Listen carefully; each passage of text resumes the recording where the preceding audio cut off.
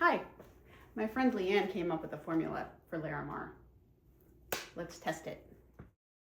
We aren't talking about real larimar, a beautiful stone that you can only find in the Dominican Republic. We're talking about an epoxy resin technique that replicates larimar. Lianne's channel is linked in the description of this video. Be sure to check her out. She does all sorts of awesome projects. Let's test her formula with this frog mold. This frog holds 130 milliliters of resin. We take 130 and divide it by 2.8, and that number is how much of the resin we want to tint white. Everything else we can use for our color or colors. Before I do the larimar pour, I want to give the frog some eyes. I buy these eyes off Amazon and secure them into the mold with UV resin.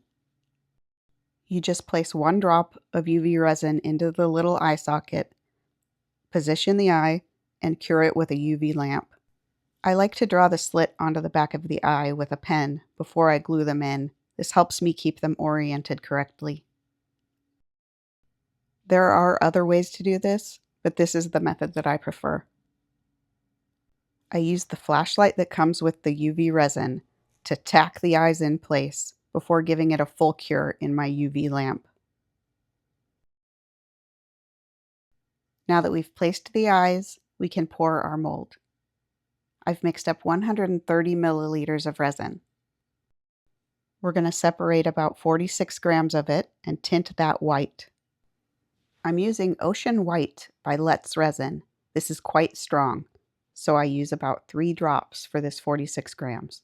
You need your white to be slightly translucent.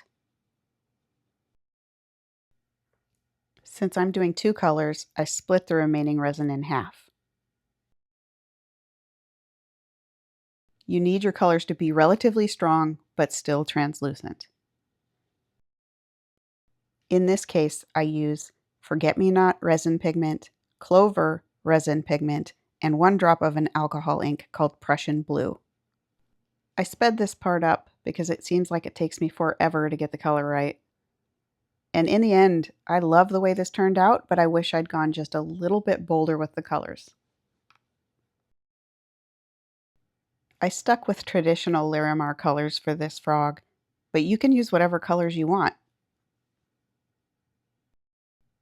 I'm checking and double checking that I don't have any unmixed color, but I'm ready to pour.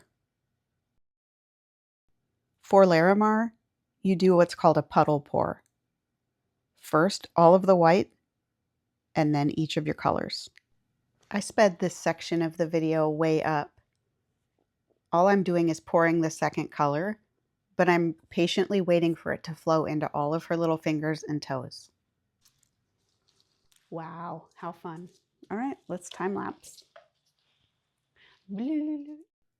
I tap the frog's chin to remove any bubbles that might hide there, burn surface bubbles off with my lighter, and clean up my space. See you on the demold. This is my larimar frog that I made with Lianne's formula. And it looks great. It really looked like it did exactly what it was supposed to, so I am really excited. I haven't done a frog for a minute. And I love larimar. And Lianne is wonderful.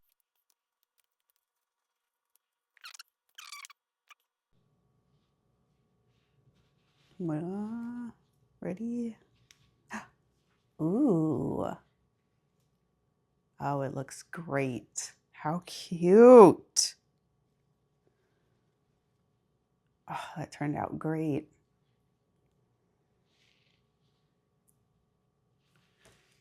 What do you think? I think it's perfect.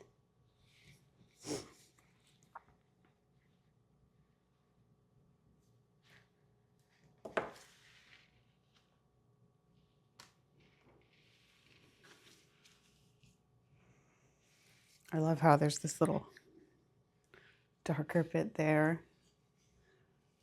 It just really does look like larimar, this one.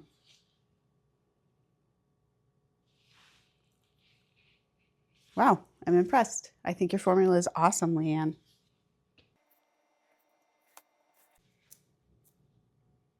Way cool. I love it. Thank you. See you soon.